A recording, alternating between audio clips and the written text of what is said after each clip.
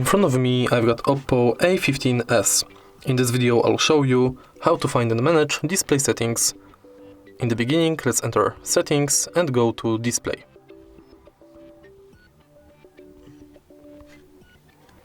Here we've got all settings for our display.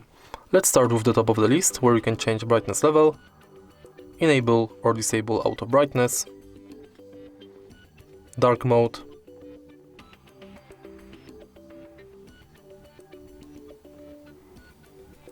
and eye comfort mode.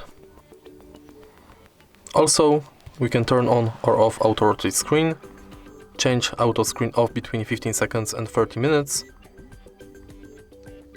adjust color temperature between warmer, cooler or default, change font size, display size between large, default and small,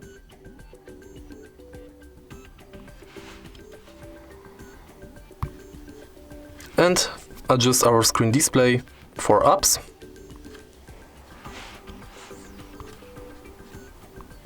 and full screen display by app.